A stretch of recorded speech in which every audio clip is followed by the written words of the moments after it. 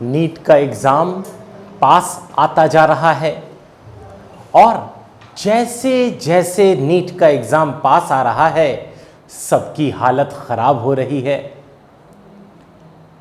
एक दिन ऐसा लग रहा है कि हमारा सिलेक्शन ही नहीं होगा।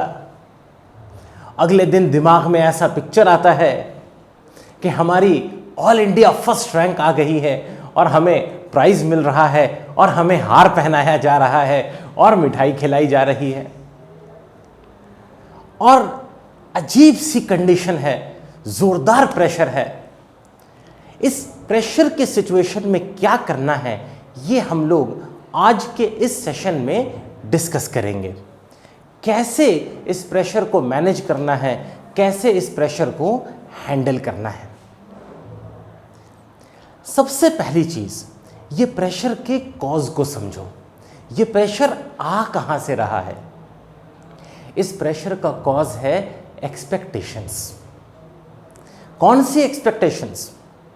आपके पेरेंट्स की एक्सपेक्टेशंस और डेफिनेटली आपकी अपनी एक्सपेक्टेशंस। आपका ख्वाब है नीट क्रैक करना, आपका ख्वाब है डॉक्टर बनना और उसी की वजह से तो प्रेशर आ रहा है। प्लस पेरेंट्स ने आपको सिखाया हुआ है कि आप बहुत अच्छे स्टूडेंट हो, आपको रिजल्ट लाना है, डेफिनेटली उसकी वजह से भी प्रेशर है। और इस टाइम पर उस प्रेशर को रिड्यूस करना बहुत इम्पॉर्टेंट है, क्योंकि अगर उस प्रेशर को आप रिड्यूस नहीं करते हो, अगर उस प्रेशर को आप मैनेज नहीं करते हो तो ये प्रेशर आपको ले डूबेगा। ये जो मोड है ना कि एक दिन हमको लगे कि हम फेल होने वाले हैं, अगले दिन लगे टॉप करने वाले हैं, आप जो भी करने वाले हो, ये जो ऑसिलेशन है ये नुकसान करता है, इसको अवॉइड करना है। इसके लिए अपनी एक्सपेक्टेशन को हटाओ, अपने एक्सपेक्टेशन को रिड्यूस करो। मैं जो बता रहा हूं ध्यान से सुनो। अब आपका टारगेट नीट क्रैक करना नहीं है, आपका टारगेट डॉक्टर बनना नहीं है।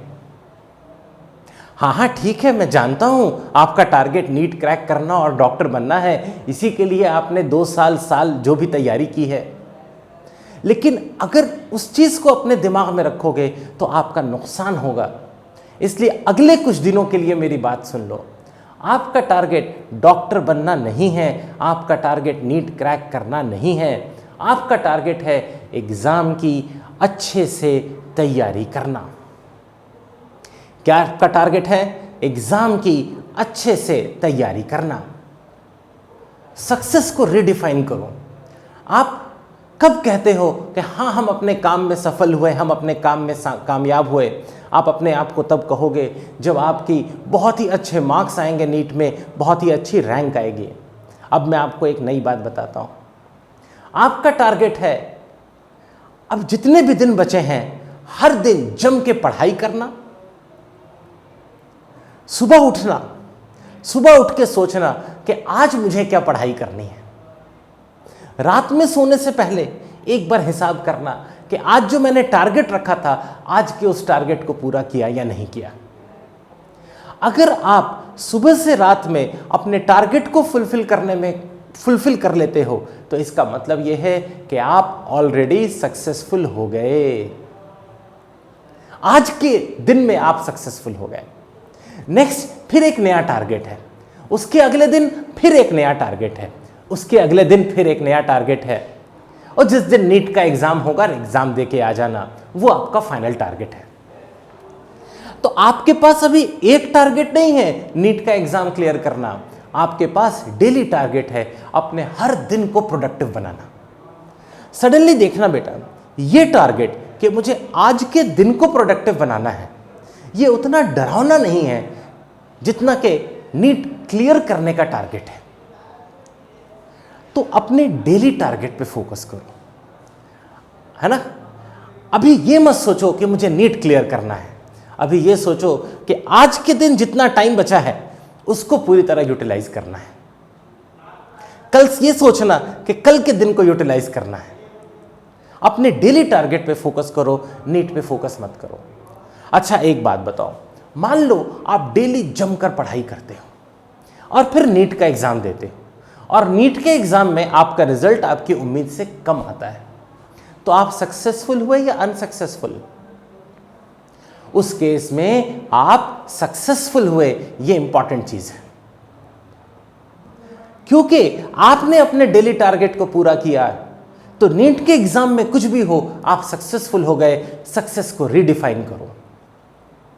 वैसे अगर आप जम के तैयारी करोगे तो नीट के एग्जाम में जितना आप कर सकते हो करोगे, तो सक्सेसफुल होने के चांस एक्चुअली वहां भी बढ़ जाते हैं। लेकिन फोकस चेंज करो। अगर अभी आप अपने दिमाग में डालोगे कि हमें नीट के एग्जाम में अच्छा करना है, तो प्रेशर को बढ़ाओगे।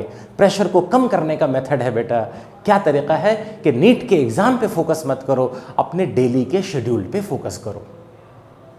ऑफ कोर्स डेली के शेड्यूल में क्या करना है, क्योंकि डेली के शेड्यूल पे जब फोकस करते हैं तो एक प्रॉब्लम तुरंत आ जाती है। जैसे ही फिजिक्स खोलते हैं तो लगता है अरे फिजिक्स में वो चैप्टर वो चैप्टर वो चैप्टर, फिर केमिस्ट्री में वो और वो, बायोलॉजी में वो और वो भी तो हालत खराब हो जाती है। एग्जाम इतने कम दिनों में है और सिलेबस इतना ज़्यादा है। तो उसका भी मैं तरीका बताता हूँ। उसका तरीका पहला तो ये है कि उम्मीद करता हूँ कि आप लोग सब हर चैप्टर के शॉर्ट नोट्स बना के रखे हों। शॉर्ट नोट्स की मदद से रिवाइज करो। अभी बैठ के पूरे चैप्टर को लाइन बाय लाइन रिवाइज करने का टाइम अब खत्म हो गया है। एग्जाम से पहले लास्ट मोमेंट पर शॉर्ट नोट्स पे फोकस करो। एग्जाम के एक दिन पहले सभी चैप्टर्स के शॉर्ट नोट्स पढ़ जाना। लास्ट मोमेंट पे फोकस, फुल चैप्टर पे अगर पढ़ोगे तो प्रॉब्लम होगी। फिजिक्स में अगर आपने करंट इलेक्ट्रिसिटी को पढ़ने की कोशिश की, ठीक है, तो हो सकता है करंट इलेक्ट्रिसिटी आपका रेडी हो जाए, लेकिन जब एग्जाम में जाओगे तो जो चैप्टर रिसेंटली रिवाइज नहीं किया होगा उसमें प्रॉब्लम होगी। इसलिए बेटा लास्ट मोमेंट पे फोकस किस पे करना है? शॉर्ट नोट्स पर। शॉर्ट नोट्स के अलावा और किस चीज पे फोकस करो? मॉक टेस्ट पर। लेकिन मॉक टेस्ट में बहुत इंपॉर्टेंट चीज है। कुछ लोग कोशिश करते हैं कि ज्यादा से ज्यादा मॉक टेस्ट दें, दिन में 2-2 मॉक टेस्ट दें, 3-3 मॉक टेस्ट दें। ये गलती मत करो। रादर क्या करो, मॉक टेस्ट कितने दो बेटा दिन में? बहुत तो बहुत एक या जितने भी देना है। बात यह है कि जो भी मॉक टेस्ट दो, उस मॉक टेस्ट की एनालिसिस करो। एक बार आपने टेस्ट दे दिया, टेस्ट देने के बाद उसकी एनालिसिस स्टार्ट करो। मान लो 45 क्वेश्चंस फिजिक्स में है, मैं फिजिक्स का टीचर हूं, फिजिक्स के बारे में ज़्यादा बोलता हूं। 45 क्वेश्चंस अगर फिजिक्स में है तो और आपने 45 में 35 सही कर लिया, मतलब गलत कितने क्वेश्चंस हुए? 10। तो इन 10 क्वेश्चंस को ज़रा सा देखो, ये कौन से चैप्टर से थे, क्यों गलत हुए, कौन सा कंसेप्ट आपने मिस किया। शॉर्ट नोट्स में देखो कौन सा कंसेप्ट था आपके शॉर्ट नोट्स में जो आपने मिस किया। फिर अपने आप से सोचो, क्या ऐसा सिमिलर क्वेश्चन आएगा तो मुझसे सॉल्व हो जाएगा क्या? अगर हो जाएगा तो आगे प्रोसीड करो, नहीं होगा तो उस पर्टिकुलर पॉइंट को जाके नोट्स में खोलो और रिवाइज करो। तो line by line complete revision की जरूरत नहीं है, rather to the point revision की जरूरत है। जो टॉपिक में आपसे गलती हुई उस टॉपिक को रिवाइज करो। ज्यादा परेशान मत हो, ऐसा मत करना कि कंप्लीट चैप्टर को पढ़ना शुरू कर दो। एक और काम करो, जो क्वेश्चन आपसे गलत हुआ है लेकिन अब आपको समझ में आ गया है कैसे सॉल्व करते हैं, तो अब सोचो कि अगर ये क्वेश्चन चेंज करके देना हो तो आप कैसे दोगे। मान लो आपका काम है पेपर बनाना और यही क्वेश्चन आपको देना है लेकिन चेंज करके, तो अपनी तरफ से सोचो कि कैसे आप उस क्वेश्चन को मॉडिफाई करोगे और खुद उस क्वेश्चन को, तो जो क्वेश्चंस हैं मॉक पेपर के, जो क्वेश्चंस हैं उनको एक्सटेंड करो और एक्सटेंड करने के बाद इंश्योर करो कि जो नए क्वेश्चन आप बना रहे हो वो सॉल्व कर पाओगे, है ना। जब दोनों तरफ से आप सोचोगे ना, पेपर बनाने के साइड से भी और पेपर सॉल्व करने के साइड से भी, तो फिर आप देखोगे कि आपको जो है ज्यादा कॉन्फिडेंस आ रहा है उन टॉपिक्स के ऊपर। तो मॉक टेस्ट में नंबर ऑफ मॉक टेस्ट पे फोकस मत करना, रादर किस चीज पे फोकस करना? फोकस करना कि एक मॉक टेस्ट अगर मैं दे रहा मैंने दिया तो उस मॉक टेस्ट में अपनी गलतियों को सॉल्व करना है, एनालाइज करना है और एनालाइज करने के बाद उन क्वेश्चंस को एक्सटेंड करके कंप्लीट रेडी हो जाना है। एक दिन में एक मॉक टेस्ट विथ एनालिसिस बहुत होता है। एग्जाम से पहले लास्ट वीक में एक दो चीज़ें और हैं वो बड़ी इंपॉर्टेंट है। आपके एग्ज़ाम का जो टाइम है, अगर 2 PM to 5 PM आपके एग्ज़ाम का टाइम है, तो 2 PM to 5 PM इंश्योर करो कि आपके पढ़ाई का टाइम हो। बेस्ट तो यह है कि 2 PM to 5 PM आपके मॉक टेस्ट का टाइम हो, ताकि उस टाइम पर आपका दिमाग यूज्ड टू रहे फिजिक्स, केमिस्ट्री, बायोलॉजी सॉल्व करने में।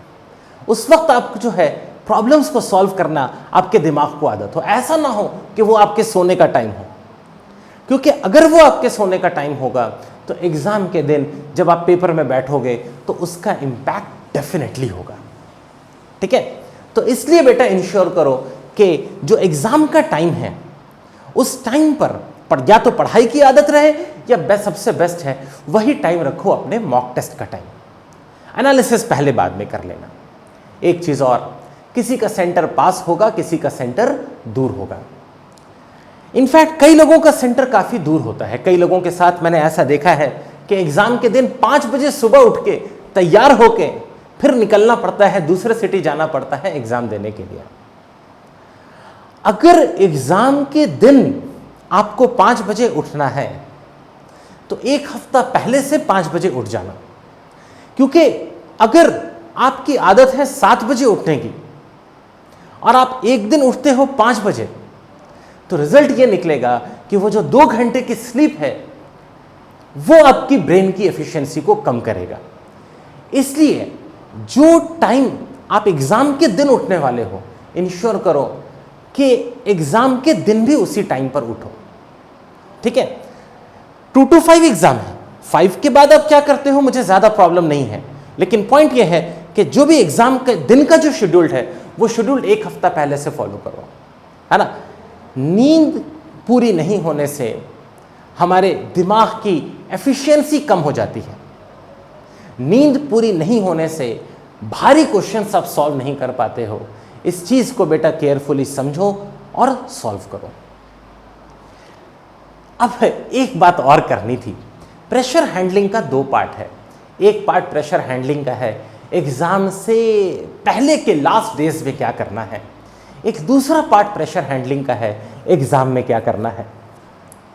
आप में से कुछ लोगों के साथ होने वाला है कि जब आप पेपर खोलोगे तो पेपर खोलते के साथ आपको पसीने आने शुरू होंगे, हार्ट बीट तेज हो जाएगी, है ना, और हालत खराब हो जाएगी और आपको लगेगा कि गई हमारी 2 साल की मेहनत। ठीक है, ये बिल्कुल नॉर्मल है। अगर ऐसा आपके साथ हो तो बिल्कुल परेशान नहीं होना। वो इसका रीजन क्यों आपके साथ ऐसा हो रहा है, उसका रीजन बायोलॉजी है। बायोलॉजी में कौन सा हार्मोन है जो इसके लिए रिस्पॉन्सिबल है। बॉडी में एड्रेनलिन हार्मोन होता है, आप लोग जानते होंगे। बॉडी में एड्रेनलिन हार्मोन होता है। ये एड्रेनलिन हार्मोन बॉडी में उस वक्त आता है जिस वक्त लाइफ एंड डेथ सिचुएशन होती है। मान लो एक पर्सन जंगल में जा रहा हो और सामने शेर आ जाए, तो ब्रेन क्या करता है, एड्रेनलिन हार्मोन को बॉडी में पंप करता है। ये एड्रेनलिन हार्मोन क्या करता है, हार्ट को बहुत बुरी तरह पूरा स्ट्रेंथ देता है। मोरोवर कहीं पर भी अगर कोई चोट हो तो पेन को खत्म कर देता है। एड्रेनलिन हार्मोन को फाइट एंड और फ्ली हार्मोन भी कहते हैं, क्योंकि एक बार एक पर्सन की बॉडी में एड्रेनलिन हार्मोन आ जाए तो फिर या तो वो जान लगा के शेर से लड़ जाएगा, कुछ चांस हो बचने का तो बचेगा, जो डंडा हो पत्थर हो यूज करेगा, या नहीं तो भाग लेगा। ठीक है, बॉडी में कहीं पेन हो रहा है तो पेन की टेंशन नहीं लेगा, क्योंकि पेन तो बाद में भी ठीक हो सकता है, जब सामने शेर है तो खतरा ज्यादा इमीडिएट है। तो ये एड्रेनलिन हार्मोन कब आता है बेटा, एक्सट्रीम टेंशन के फॉर्म में। ये तब आता है जब एकदम खतरा होता है। प्रॉब्लम ये है बेटा कि नीट एग्जाम में आपके सामने ये एड्रेनलिन हार्मोन मिसफायर करता है, ये आपकी बॉडी को गलत सिग्नल देता है। क्या होता है कि अचानक आपका हार्ट जो है पंप करने लगता है, प्रॉब्लम यह है कि वहां से आप भाग कर जाओगे तो कहां भागोगे, और शेर का मुंह नोच लोगे गया इन्विजिलेटर काम से। ठीक है, वो एड्रेनलिन हार्मोन बेटा गलत टाइम पे आ गया है। प्रॉब्लम यह है उसका कोई इमीडिएट सॉल्यूशन नहीं है, क्योंकि वो बायोलॉजी का पार्ट है और बायोलॉजी बहुत स्ट्रांग होते हैं, हार्मोन्स बहुत स्ट्रांग होते हैं। अच्छी बात यह है कि adrenaline hormone maximum to maximum आपका 5 मिनट ले सकता है। क्यों? क्योंकि शेर से लड़ाई 5 मिनट से ज्यादा कभी नहीं चलती। ठीक है, तो वर्स्ट केस आप चुपचाप बैठे रहो, 5 मिनट में बेटा आप 100% नॉर्मल हो जाओगे। टर्न्स आउट आप इस टाइम को फर्दर रिड्यूस कर सकते हो। इसको फर्दर रिड्यूस करने का क्या तरीका है? इसको फर्दर रिड्यूस करने का तरीका डीप ब्रीदिंग है। डीप ब्रीदिंग क्या होती है? सांस हम 2 तरह से लेते हैं। एक सांस लेते हैं चेस्ट से, एक सांस हम लेते हैं पेट से। ट्राई करो एक बार पेट से सांस अंदर लेने की, चेस्ट पे लोड नहीं आना चाहिए। क्या आपने सांस लिया अपने पेट से? देखा पेट से कंप्लीट सांस लेना कैसे होता है यार? इसको बेटा योगा में प्राणायाम भी कहते हैं, जिसमें हम लोग कंप्लीट पेट से सांस लेते हैं। अदरवाइज बेटा कुरान पढ़ते हुए जो लोग किरत करते हैं, लंबी सूरह पढ़ने से पहले पेट से सांस लेते हैं। वैसे ही सिंगर्स भी जो होते हैं, कोई गाना गाने से पहले भी पेट से सांस लेते हैं, देर तक उसको मेंटेन करते हैं। बात यह है बेटा कि ये जो डीप ब्रीदिंग है, जब आप पेट से सांस लेते हो और निकालते हो, तो ये डीप ब्रीदिंग आपके ब्रेन को मैसेज देती है कि कोई खतरा नहीं है। ये डीप ब्रीदिंग आपको मैसेज देती है कि सब चीज़ ठीक है। वो सुना है ना, all is well, all is well. ठीक है, ये डीप ब्रीदिंग आपकी बॉडी को ये मैसेज देती है। तो अगर आपके साथ ये एड्रेनलिन हार्मोन के सिचुएशन आए, और डेफिनेटली कुछ लोगों के साथ आएगी, तो उसका तरीका है डीप ब्रीदिंग करो। आप कुछ नहीं करोगे तो 5 मिनट में नॉर्मल हो जाओगे। डीप ब्रीदिंग करो बेटा, 1 मिनट के अंदर अंदर नॉर्मल हो जाओगे। अदरवाइज उसका कोई सॉल्यूशन नहीं है बेटा, 1 मिनट तो उसमें जाएगा ही जाएगा। लास्ट चीज़ जो आपसे बात करनी थी वो ये थी बेटा कि जब एग्ज़ाम देने के लिए जाएंगे तो हम लोग क्या सोच रहे होंगे? क्या हम ये सोच रहे होंगे कि इस बार तो 720 में 720 फुल स्कोर करना है, या फिर हम ये सोच रहे होंगे कि गए काम से? ठीक है, प्रेशर की सिचुएशन में कैसे अपने माइंड को ओरिएंट करना है, क्या सोचना है? आप जो प्रेशर फेस करोगे ना, वो कुछ भी नहीं है। इससे ज्यादा प्रेशर क्रिकेटर्स फेस करते हैं। जिस वक्त क्रिकेटर्स प्रेशर को फेस करते हैं, तब वो दिमाग में क्या सोचते हैं? फॉर एग्जाम्पल मुझे याद है 2003 में वर्ल्ड कप का सेमीफाइनल था, India versus Pakistan. High pressure situation था, सेमीफाइनल था, direct India versus Pakistan. Pakistan की बैटिंग पहले थी, तो कुछ 270 280 उन लोगों ने स्कोर किया था। फिर इंडिया की बैटिंग स्टार्ट हुई। बैटिंग करने के लिए आ रहे थे तेंदुलकर और सहवाग। उस टाइम पे पाकिस्तान की बॉलिंग बहुत स्ट्रांग थी। वसीम अकरम, शोएब अख्तर बड़े खतरनाक बॉलर्स थे वहाँ पे। शोएब अख्तर का तो चेहरा देख के डर लगता था। और इंडियन टीम से बैटिंग करने कौन जा रहे थे? तेंदुलकर और सहवाग। इंडियन टीम की बैटिंग बहुत स्ट्रांग थी, और कुछ 270 280 पहले पाकिस्तान ने बैटिंग करके स्कोर किया था। इंडिया की बैटिंग स्टार्ट होने वाली थी, तेंदुलकर ओपनिंग करने वाले थे। और डेफिनेटली वो लोग जो बैटिंग करने जा रहे होंगे, पाकिस्तान के साथ मैच है, प्लस वर्ल्ड कप का सेमीफाइनल है, डेफिनेटली हाई प्रेशर सिचुएशन होगी। मुझे अभी तक याद है बेटा क्या प्रेशर सिचुएशन थी। हम लोग कॉलेज के कॉमन रूम में ये मैच देख रहे थे, और मैं सामने टीवी पर ये मैच देख रहा था, और मैं वहां पे प्रेशर फील कर रहा था। मुझे लग रहा था कि अब ये लोग क्या करने वाले हैं, अब क्या होने वाला है ना। उस टाइम पे शोएब अख्तर बहुत खतरनाक बॉलर था, है ना। उसके यॉर्कर बड़े खतरनाक हुआ करते थे। जिस टाइम पर वो बैटिंग करने के लिए जा रहे थे, तेंदुलकर क्या सोच रहे होंगे, क्या चल रहा होगा उनके दिमाग में?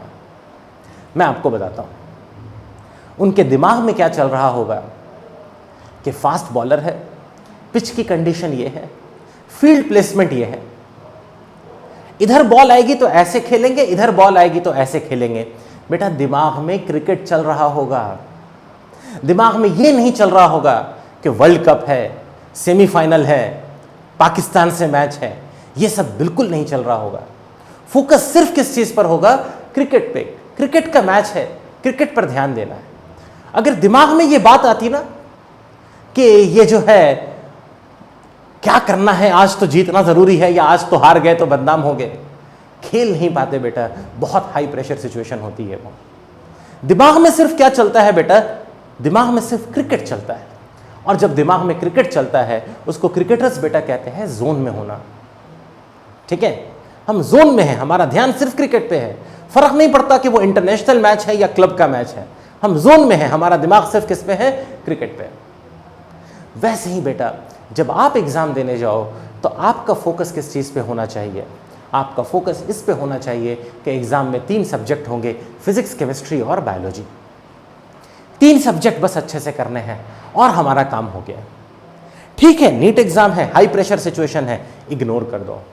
रादर किस चीज पर ध्यान दो बेटा? सिर्फ क्या है, एक और पेपर है, फिजिक्स है, केमिस्ट्री है, बायोलॉजी है, तीनों को जम के स्कोर करेंगे, आराम से एग्जाम को क्लियर करेंगे और कुछ भी नहीं सोचना। ये बेस्ट है बेटा, जब एग्जाम देने जाओ तो जोन में रहना। ठीक है, नीट का एग्जाम है तो जस्ट एक एग्जाम ना, है ना। एग्जाम में क्या पूछेंगे? वही पूछेंगे जो सिलेबस से होगा। आराम से सिलेबस के अकॉर्डिंग क्वेश्चन को आंसर करके आ जाना। ये बेटा आइडियल सिचुएशन है कि जब पेपर स्टार्ट करो तो आप इमीडिएट कहां पहुंच जाओ? जोन में। हमेशा ये पॉसिबल नहीं है।